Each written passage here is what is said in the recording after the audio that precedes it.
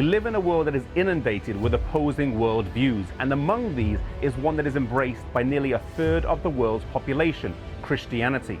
The Christian worldview is based on the Bible and uses this sacred text as the basis for its ideological framework. The Bible begins with these words: "In the beginning, God created the heavens and the earth." This text provides the answer in the Christian worldview to the question of origins. The earth was made in 6 days by God, and the Bible says the most significant part of this process was the moment God made man and women with his own hands and then breathed into them breath from his own mouth. The father and mother of the first race were named Adam and Eve, and God gave them a beautiful garden, the Garden of Eden, as their first home. Scholars believe that it was located somewhere in the Middle East, based on the names of the 4 rivers which flowed out of it. As a test of their love and loyalty to God, they were given a single prohibition. They could eat of any tree of the garden except the tree of the knowledge of good and evil. The consequences of disregarding this prohibition would be death.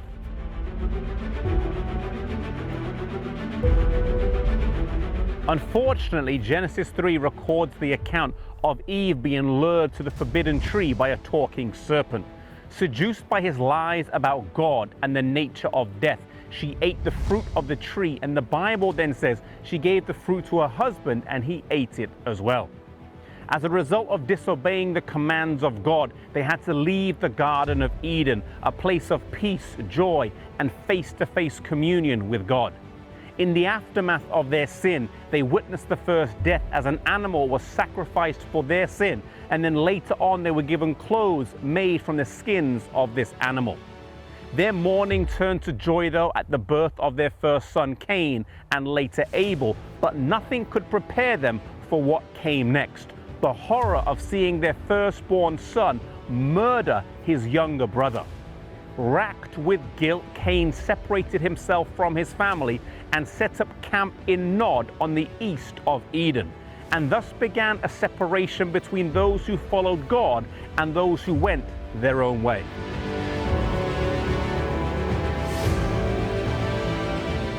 However, as time went on, the two groups began to intermingle through marriage. This led to a gradual falling away from God and a loosening of moral restraint.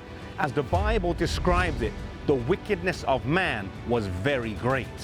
As God surveyed the rapidly deteriorating situation on earth, he gave its inhabitants 120 years of probationary time to make a decisive choice. They could either choose to follow his guidelines for morality, or they could follow their own. Their own perception of morality had led to a terrible state of crime and violence, and if they chose to persist in this course, God would cleanse the earth with a flood.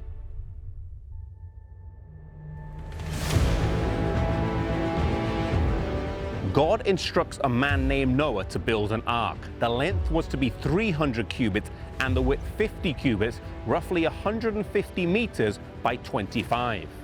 Today, there are 2 life-size replicas of an ark in the world, one in Holland and one here in Kentucky.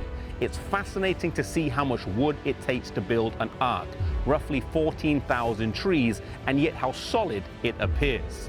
Sadly, only the 8 members in Noah's family make it into the ark before the rain starts to fall. Soon the earth is covered with water, and the flood continues for 150 days before the waters start to recede. Today, there is a lot of evidence for the flood in geology if you are looking at it through the lens of this cataclysmic event.